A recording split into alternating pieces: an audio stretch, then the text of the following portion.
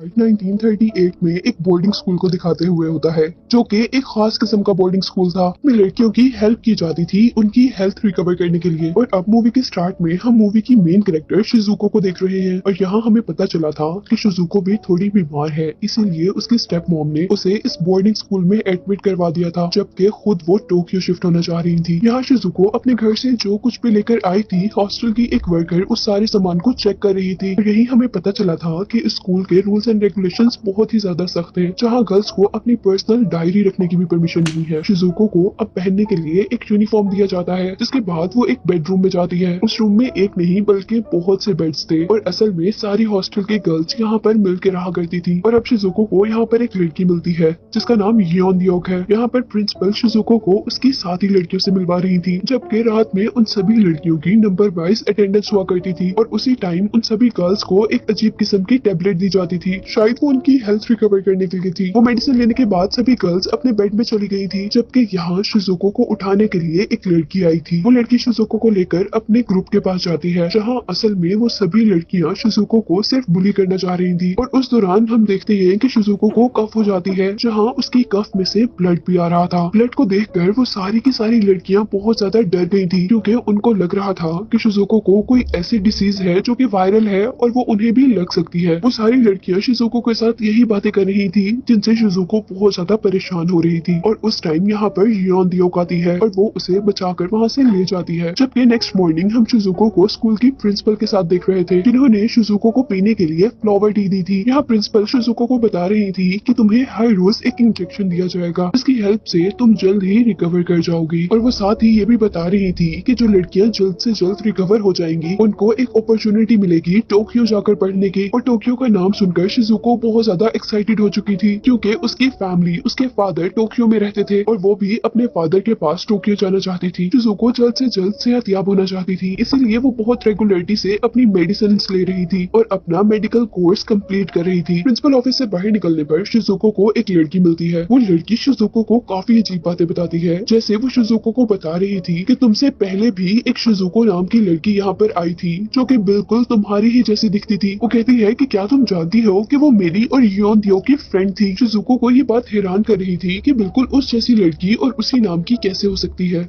वो लड़की शिजुको को बता रही थी कि तुम जैसे दिखने वाली लड़की एक दिन अचानक स्कूल से गायब हो गई थी। और ये सुनते ही शिजुको बहुत ज्यादा डर जाती है। और उसी दौरान अब दोबारा यहाँ पर योन दियोक आती है। वो शिजुको से पूछती है कि तुम परेशान क्यों हो, लेकिन शिजुको उसे कुछ भी नहीं बताती, जबकि उसे लग रहा था कि शिजुको इस वजह से परेशान है क्योंकि हॉस्टल वालों ने उसे उसकी पर्सनल डायरी नहीं रखने दी। इसीलिए वो शिजुको को एक पर्सनल प्लेस पर लेकर जाती है, जहाँ उसने अपनी एक सीक्रेट डायरी छुपा कर रखी हुई थी और वो डायरी शिजुको को दे देती है। जहाँ हम देख रहे थे कि उन दोनों के दरमियान में अब अच्छी बॉन्डिंग होना शुरू हो गई थी और शिजुको अब योन दियोक से अपने पर्सनल्स भी शेयर कर रही थी। शिजुको उसे अपने यहाँ आने की वजह ये बता रही थी कि क्योंकि उसकी फैमिली टोक्यो शिफ्ट होना चाहती थी, जबकि वो बीमार हो चुकी थी, इसीलिए उसकी स्टेप मॉम ने उसे यहाँ पर एडमिट करवा दिया था। इसके बाद हम हॉस्टल की सभी गर्ल्स को एक ग्राउंड में देख रहे थे, जहाँ उन्हें फिजिकली फिट रहने के लिए कुछ एक्टिविटीज करवाई जाती थी, लेकिन शिजुको एक भी एक्टिविटी और एक भी टास्क को कंप्लीट नहीं कर पाई थी, जिससे वहाँ के डॉक्टर्स को पता चला था कि शिजुको फिजिकली बहुत ज्यादा अनफिट है।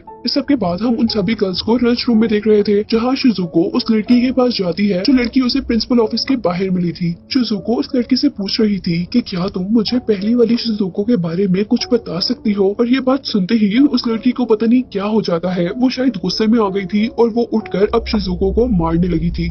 उनकी लड़ाई देखकर अब योन दियोक जल्दी से यहाँ पर आकर शिजुको को बचा लेती है, लेकिन दूसरी तरफ यहाँ दूसरी लड़की की हालत काफी खराब हो चुकी थी। उसकी बॉडी जोर जोर से कांप रही थी, उसकी आईज भी टेढ़ी हो चुकी थी। उसकी बॉडी के टेढ़े होने के साथ साथ उसके माउथ में से एक अजीब व्हाइट कलर का लिक्विड भी निकल रहा था, जिसे देखकर वहाँ की सभी गर्ल्स बहुत ज्यादा घबरा गई थी। अब नेक्स्ट सीन में हम शिजुको को मेडिकल रूम में देख रहे थे, जहाँ पर वो इंजेक्शन लेने आई थी। और यहाँ शिजुको के पास दोबारा वही लड़की आती है जिसका नाम कीरा था, जिससे शिजुको की पहले लड़ाई भी हो चुकी थी। लेकिन पिछले सीन में जैसी उसकी तबीयत थी उस लिहाज से अब वो बिल्कुल फिट लग रही थी और वो शिजुको से इस तरह बात कर रही थी जिस तरह पहले कुछ हुआ ही ना हो।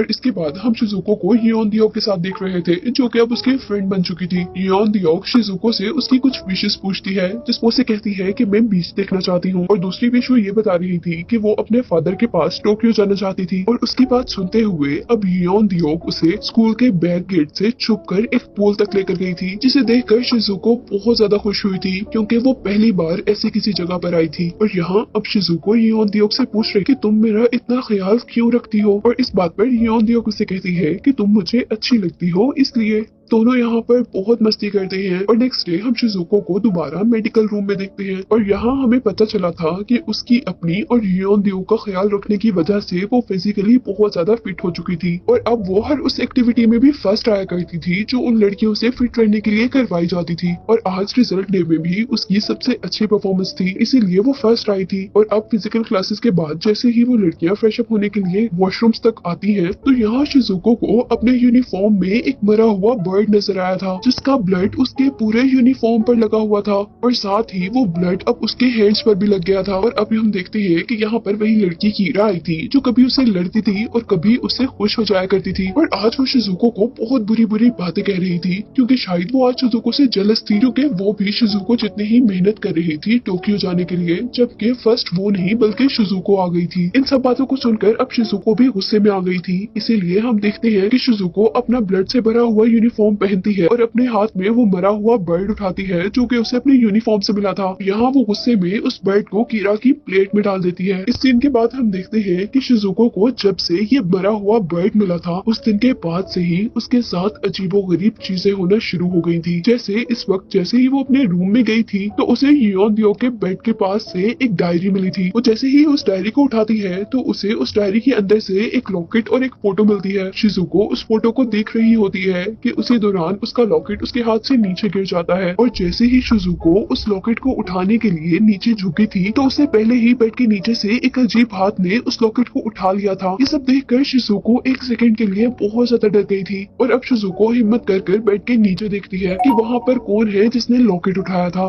पर वहाँ पर उसे कोई भी नजर नहीं आता। लेकिन जैसे ही शिजुको अपने सामने बेड पर देखती है, तो वहाँ उसे उसकी क्लास फेलो बहुत ही बुरी हालत में नजर आई थी। ऐसा लग रहा था कि जैसे वो लड़की एक मॉन्स्टर में चेंज हो गई थी, क्योंकि उसकी पूरी आंखों में ब्लड उतर आया था। एक मिनट के लिए वो वहाँ से डरकर भाग गई थी, लेकिन जब वो दोबारा वहाँ पर वापस आती है, तो वहाँ पर उसे कोई लड़की नहीं नजर आई। और हैरानी की बात ये थी कि कुछ देर बाद शिजुको को पता चला था कि जिस लड़की का खौफनाक चेहरा उसने देखा था, वो लड़की अब स्कूल से गायब हो चुकी थी। और प्रिंसिपल कुछ देर बाद उन सब लड़कियों को बता रही थी कि असल में वो लड़की अपनी मॉम के साथ अपने घर वापस चली गई है। यहाँ शिजुको बहुत ज्यादा सस्पिशियस थी कि ये सब चीजें हो क्या रही हैं, और वो योन दियोक से डिस्कस भी करती है कि उसने उस लड़की को गायब होने से कुछ देर पहले बहुत ही अजीब और खौफनाक हालत में देखा था। पर यहाँ हम नोटिस करते हैं कि योन दियोक शिजुको की बात को ज्यादा सीरियसली नहीं ले रही थी, इसीलिए शिजुको अब ये सारी बातें मेडिकल रूम में कीरा को बताती है। यहाँ कीरा ने उसकी बातों को नोटिस करते हुए उसे मेडिकल रूम से बाहर एक अजीब जगह पर लेकर गई थी। वो शिजुको से पूछती है कि क्या तुमने उसे यहाँ पर देखा था। शिजुको कहती है कि नहीं, वो यहाँ नहीं थी, लेकिन फिर उसे वहाँ पर भी कोई जख्मी लड़की नजर आ रही थी। और अंदर जाने पर वो देखती है कि उस लड़की की बहुत ज्यादा बुरी हालत, जिसे देखकर वो जल्दी से वहाँ से बाहर निकल आई थी, लेकिन अब बाहर की हालत अंदर से ज्यादा बुरी थी। यहाँ पर कीरा खुद ही अपना गला दबा रही थी, और शिजुको को देखते ही देखते कीरा नीचे गिरते हुए बहुत ही बुरे तरीके से फोल्ड हो चुकी थी। और शिजुको अब इन सारी चीजों से परेशान होकर जल्दी से मेडिकल रूम की तरफ भागती है और वहाँ से एक नर्स को बुला कर लाती है। अब शिजुको और नर्स जैसे ही उस जगह तक पहुँचे थे जहाँ पर कीरा थी, तो उन्हें वहाँ पर कोई भी नहीं मिला था। ना तो कीरा मिली थी और ना ही उस रूम के अंदर वो जख्मी लड़की मिली थी जिसे शिजुको ने देखा था। शिजुको को यहाँ पर होने वाली कोई भी चीज समझ नहीं आ रही थी, और अब वो उसी रूम में जाती है जहाँ पर वो सारी गर्ल्स मिलकर रहा करती थी। और यहाँ वो नोटिस करती है कि पिछली लड़की की तरह अब कीरा का सामान भी यहाँ से उठा दिया गया है। और इन सारी बातों का पता चलाने के लिए अब वो प्रिंसिपल के पास जाती है। वो प्रिंसिपल से कीरा के बारे में पूछ रही थी, और प्रिंसिपल उन्हें बताती है कि कीरा का दूसरे स्कूल में ट्रांसफर हो गया है। जिसके बाद नेक्स्ट सीन में हम शिजुको और योन दियोक को साथ देखते हैं, जहाँ पर वो आपस में एक दूसरे की प्रोग्रेस के बारे में बात कर रहे थे। वो लोग बात कर रहे थे कि जो भी फर्स्ट आएगा वही टोक्यो जाएगा, और सबको लग रहा था कि हियोन दियोक फर्स्ट आएगी क्योंकि वो बहुत ज्यादा मेहनत कर रही थी। और यहाँ शिजुको उससे कहती है कि मैं भी तुम्हारे जितनी मेहनत करना चाहती हूँ क्योंकि मैं भी तुम्हारे साथ टोक्यो जाना चाहती हूँ। हियोन दियोक उसे कहती है कि इस काम के लिए तुम्हें फिजिकली फिट होना होगा। हियोन दियोक की बात सुनकर शिजुको बहुत ही ज्यादा जोश में उठती है और एक बहुत बड़ी जंप करती है हियोन दियोक को ये दिखाने के लिए कि अब वो फिजिकली फिट है, जिसे देखकर हियोन दियोक भी बहुत ज्यादा हैरान हो गई थी और वो उससे पूछ रही थी कि ये तुमने कैसे किया। पर शिजुको खुद भी ये बात नहीं जानती थी कि उसने ये सब कैसे कर लिया था। नेक्स्ट सीन में अब शिजुको हियोन दियोक से कह रही थी कि मुझे कुछ अजीब फील हो रहा है, मुझे ऐसा लग रहा है जैसे मेरे अंदर कोई आग लगी हुई है। वो हियोन दियोक से कह रही थी कि मैं बिल्कुल अच्छा फील नहीं कर रही, तुम प्लीज मेरी हेल्प करो ना ठीक होने में। यहाँ हियोन दियोक जल्दी से शिजुको का हाथ पकड़ लेती है, पर उसका हाथ पकड़ते ही हियोन दियोक को अपनी कुछ पुरानी बातें याद आई थी और इसीलिए वो शिजुको का हाथ छोड़कर वहाँ से भाग जाती है। नेक्स्ट सीन में शिजुको अब प्रिंसिपल के पास जाती है और वो उनसे कह रही थी कि उसे अब अपनी मेडिकेशन छोड़ देनी चाहिए क्योंकि वो बिल्कुल ठीक हो चुकी है, उसे ना तो कफ होती है और ना ही उसकी कफ में से ब्लड आता है और इवन वो अपने सारे फिजिकल टास्क भी बाकी लड़कियों से अच्छे और बहुत आसानी से कर लेती है। ये सब बातें सुनकर प्रिंसिपल भी खुश हो गई थी और वो उसकी बात मान लेती है और उससे कहती है कि अब ठीक है, तुम्हें और मेडिकेशन करने की जरूरत नहीं है। और कुछ दिन बाद हमें दिखाया जा रहा था कि आज सिलेक्शन डे था, जिस दिन किसी एक लड़की को सिलेक्ट कर टोक्यो भेजा जाना था। सब लोगों को लग रहा था कि या तो हियोन दियोक टोक्यो जाएगी या तो कीरा, लेकिन यहाँ सबकी सोच से ऑपोजिट ये हो गया था कि प्रिंसिपल ने शिजुको को टोक्यो जाने के लिए चुन लिया था। जिस बात को सुनते ही कीरा बहुत ज्यादा गुस्से में आ चुकी और इसी जलसी में कीरा अब शिजुको से लड़ने लग गई थी और शिजुको भी अब उसकी चीजें बर्दाश्त करने वाली बिल्कुल नहीं थी। शिजुको को उसके बिहेवियर पर बहुत ज्यादा गुस्सा आया था और जैसे ही शिजुको गुस्से में शाउट करती है तो उस रूम में कांच की सारी चीजें टूट जाती है और यहाँ शिजुको ने अपनी पावर्स का यूज करते हुए एक ही हाथ से पर उठा लिया था। शिजुको ने उसका गला तब तक पकड़ कर रखा था जब तक वो बेहोश नहीं हो गई थी और इस सब के बाद शिजुको एकदम से ये सारी चीजें छोड़ देती है और जैसे अब वो होश में आई थी और जैसे ही उसे होश आया था तो उसे कुछ भी याद नहीं था कि उसने क्या किया है, उसे ये भी याद नहीं था कि उसके साथ हो क्या रहा है। जहाँ जल्दी से हियोन दियोक उसके पास आई थी, वो उससे पूछती है कि तुम्हें क्या हो गया है, लेकिन शिजुको के पास कोई भी जवाब नहीं था। वो कहती है कि मुझे नहीं पता कि मुझे क्या हो रहा है। जहाँ हम देखते हैं कि लड़ाई की वजह से उसके दोनों हाथ जख्मी थे, उसके हाथ में बहुत सारा कांच, पर उसे बिल्कुल भी दर्द फील नहीं हो रहा था। और यहाँ अब दोबारा हियोन दियोक को कुछ पुरानी बातें याद आई थी। यहाँ हियोन दियोक ने भी जैसे अपने हवास खो दिए थे। वो शिजुको को झंझोड़ कर उससे पूछ रही थी कि तुम कौन हो और यहाँ क्या करने आई हो। शिजुको को ये सब अजीब लग रहा था, लेकिन तभी वहाँ पर नर्स आती है और वो हियोन दियोक को वहाँ से पकड़ कर ले जाती है। नर्स ने हियोन दियोक को अब बेहोश कर दिया था कि शिजुको हियोन दियोक की वो डायरी निकालती है जिसे उसने पहले हियोन दियोक के बेड के नीचे देखा था। वो डायरी का पहला पेज पढ़ रही थी जहाँ पर पहला पूरा पेज उसी के नाम से फिल था, यानी शिजुको के नाम से। और कुछ पेजेस पलटने पर अब उसे डायरी में लिखा हुआ मिल रहा था कि ये वाली शिजुको बिल्कुल वैसी ही है जैसी पहले वाली शिजुको थी, इवन उनके फेसेस भी मैच करते हैं। और अब उसी डायरी से शिजुको को एक सीक्रेट रूम और सीक्रेट बॉक्स के बारे में पता चला था। में हियोन दियोक अपनी पर्सनल चीजें छुपाया करती थी। शिजुको अब उस रूम में जाकर जैसे ही उस बॉक्स को खोलती है तो उस बॉक्स में से उसे एक फोटो मिली थी और वो फोटो शिजुको को ऐसी लग रही थी जैसे वो उसी की फोटो हो। और उसी दौरान हम देखते हैं कि यहाँ पर हियोन दियोक भी आ चुकी थी और अब हियोन दियोक उसे पुरानी बातें बताने लगी थी, यानी पुरानी शिजुको के बारे में। और यहीं से हमें मूवी के पास्ट के सीन पता चल रहे थे। मूवी फ्लैशबैक में जाती है और हमें दिखाया जा रहा था कि हियोन दियोक और ओल्ड शिजुका इस रूम में खेल रहे थे और उसी दौरान उनसे खेलते खेलते एक फ्लावर वास टूट गया था, जिसकी वजह से शिजुको के हाथ में वो बहुत सारा कांच चला गया था। और यहाँ ओल्ड शिजुको को बिल्कुल भी पेन फील नहीं होता, इतने सारे कांच लगने के बावजूद। जैसे हमने पिछले सीन में देखा था कि न्यू शिजुको को भी बिल्कुल भी पेन नहीं फील हो रहा था। और अब पास्ट में ही हियोन दियोक के देखते ही देखते वो ओल्ड शिजुको बहुत अजीब तरह से मुड़ने लगी थी, जिसे देख के ही हियोन दियोक डर गई थी और वो वहाँ से भाग गई थी। पर ओल्ड शिजुको ने यहाँ उसका पाँव पकड़ लिया था, जिससे हियोन दियोक एक मिनट के लिए डर गई थी और वो अपने आप को बचाने के लिए वहाँ रखे एक बॉक्स से शिजुको पर अटैक कर देती है। ये बात वो जल्दी से मेडिकल रूम की तरफ भागी थी और एक नर्स को लेकर यहाँ तक पहुंची थी, लेकिन उनके आने से पहले ही ओल्ड शिजुको वहाँ से गायब हो चुकी थी। यानी उस दिन के बाद से वो पुराने वाली शिजुको गायब हो चुकी थी और उस दिन से हियोन दियोक बहुत ज्यादा परेशान थी। और अब यहाँ से मूवी दोबारा प्रेजेंट सीन्स में शिफ्ट हुई थी, जहाँ शिजुको उसकी सारी बातें सुनकर उसे छुपकर पर प्रिंसिपल रूम में लेकर जाती है और वो लोग यहाँ पर छुपकर कुछ छानबीन करना शुरू करते हैं और उनके इसी काम के दौरान हम देखते हैं कि वहाँ पर प्रिंसिपल भी आ जाती है और यहाँ उनके साथ एक मिलिट्री ऑफिसर भी था। वो दोनों उन दोनों की बातें सुनने के लिए उसी ऑफिस में छुप जाती है, जबकि शिजुको इस चीज पर भी नजर रख रही थी कि प्रिंसिपल अपनी कीज कहाँ छुपा रही है। यहाँ पर प्रिंसिपल और मिलिट्री ऑफिसर की बातों से उन दोनों को लग रहा था कि यहाँ जरूर कुछ गड़बड़ है और प्रिंसिपल के जाने के बाद वो दोनों यहाँ से उनकी कीज चुरा लेती हैं। वो लोग जल्दी से कबर्ड खोलकर वहाँ से एक फाइल निकालती हैं, जिसे पढ़ने पर उन पर मूवी का सबसे बड़ा सच रिवील हुआ था। फाइल एक एक्सपेरिमेंट के बारे में थी जो यहाँ पर रहने वाली लड़कियों के ऊपर किए जाते थे। फाइल के एंड पर शिजुको देखती है कि उस एक्सपेरिमेंट के रिजल्ट और चेंजेस भी लिखे हुए थे जो कि एक्सपेरिमेंट करने के बाद लड़कियों के अंदर हुआ करते थे। और उन रिजल्ट्स में एक रिजल्ट ये भी था कि उनके एक्सपेरिमेंट के बाद लड़कियां बहुत ज्यादा पावरफुल हो जाया करती थी, जिसके बाद उन्हें किसी भी किस्म का पेन फील नहीं हुआ करता था, जैसा आजकल शिजुको के साथ हो रहा था। इन्हीं सब चीजों को देखते देखते गलती से उन दोनों से एक प्रोजेक्टर ऑन हो जाता है, जिस प्रोजेक्टर से उन पर प्रिंसिपल का ये सच जाहिर हुआ था कि वो असल में एक प्रिंसिपल नहीं है बल्कि वही तो डॉक्टर है जो कि ये सारे एक्सपेरिमेंट मिलिट्री की परमिशन से कर रही है। असल में ये एक्सपेरिमेंट मिलिट्री ही करवा रही है लड़कियों को स्ट्रॉन्ग बनाने के लिए। उसी प्रोजेक्टर से उन्हें ये भी पता चल रहा था कि प्रिंसिपल आज तक अपने मकसद में पूरी नहीं उतर पाई। और इन्हीं बातों के दौरान में उन्हें प्रिंसिपल ऑफिस के बाहर से एक लड़की जिसका नाम क्लारा है उसकी आवाज आती है। वो जैसे ही प्रिंसिपल ऑफिस से बाहर जाती है तो क्लारा एक ट्री पर थी और उनके बाहर जाते ही उसने ट्री से जंप कर दिया था। जबकि उसी दौरान वहाँ पर स्कूल की एक नर्स आ जाती है। वो नर्स सारी लड़कियों को जल्दी जल्दी स्कूल के अंदर ले जाती है, लेकिन अंदर आते ही नर्स को ये पता चला था कि शिजुको और योंग तो स्कूल के अंदर आई ही नहीं है। असल में वो दोनों मौका पाते ही स्कूल से भाग चुकी थी। वो लोग जंगल में भाग रही होती है तो थोड़ी दूर जाने पर उन्हें वहाँ पर मिलिट्री बेस नजर आती है, जहाँ से वही मिलिट्री ऑफिसर जिसको हमने प्रिंसिपल ऑफिस में देखा था वो उन दोनों को पकड़ लेता है। वो दोनों उसे मारने की और उससे बचने की कोशिश कर रही थी, पर उस आदमी ने जल्दी से यहाँ शिजुको को शूट कर दिया था, जबकि योंग यहाँ से भाग चुकी थी।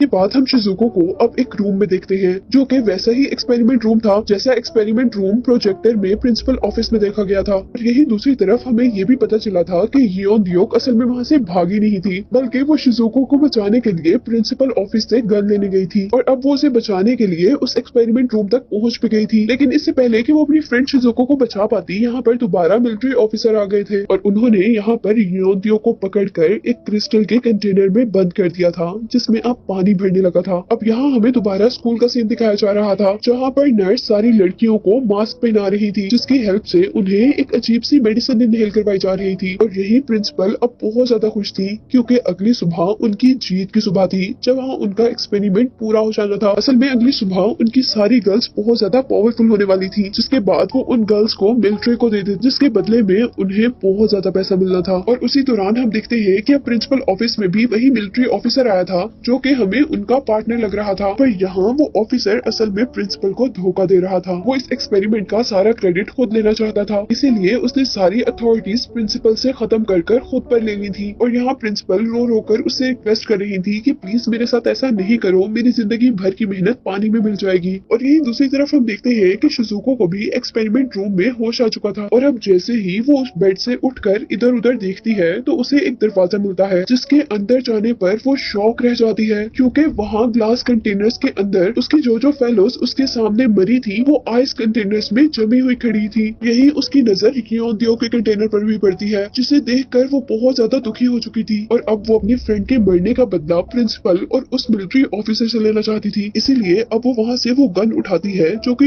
योंग उसे बचाने के लिए प्रिंसिपल ऑफिस से लाई थी, जिसे लेकर अब वो स्कूल पहुँचती है जहाँ पर प्रिंसिपल ने सोल्जर्स के ऊपर गन पॉइंट की हुई थी जो सोल्जर मिलिट्री ऑफिसर के साथ आए थे। अब शिजुको बहुत जोश से वहाँ पर एंट्री करती है और सारे सोल्जर्स के साथ साथ वो मिलिट्री ऑफिसर को भी शूट कर मार देती है। यहाँ प्रिंसिपल शिजुको को देखकर बहुत ज्यादा खुश थी क्योंकि उनका एक्सपेरिमेंट कामयाब हो चुका था, इसीलिए वो किसी भी तरह ये खुशखबरी मिलिट्री बेस को देना चाहती थी, लेकिन वो ये काम नहीं कर पाती क्योंकि पीछे से शिजुको आकर उन्हें मार देती है। अब जैसे ही शिजुको प्रिंसिपल को मारकर अपनी फ्रेंड योंग की तरफ बढ़ रही थी तो उसे असल में पता चला था कि प्रिंसिपल भी अभी मरी नहीं है क्योंकि वो पीछे से खड़े होकर अब शिजुको पर अटैक करने के लिए आ रही थी। वो शिजुको को शूट कर देती है और बुलेट जो कि शिजुको को लगी थी वो शिजुको की बॉडी से होते हुए उस कंटेनर पर लगती है जिस कंटेनर में योन द्योग थी, जिससे वो कंटेनर टूट गया था और योन द्योग भी वहां से बाहर गिर गई थी। ये सब देखकर शिजुको को अब और भी ज्यादा गुस्सा आ गया था, इसीलिए वो अब दोनों हाथों से प्रिंसिपल को उठाकर दूर किसी फुटबॉल की तरह दरवाजे पर फेंकती है, जिससे अब प्रिंसिपल पूरी तरह मर चुकी थी। और अब शिजुको उसको मारने के बाद अपनी फ्रेंड के पास आई थी और वो उसे चुकाने की कोशिश कर रही थी, जिसका कोई फायदा नहीं था क्योंकि वो कभी नहीं जागने वाली थी। जबकि मूवी के लास्ट सीन में हमें स्कूल की बहुत बुरी हालत दिखाई जा रही थी, जहाँ सभी गर्ल्स ने मिलकर नर्स को मार दिया था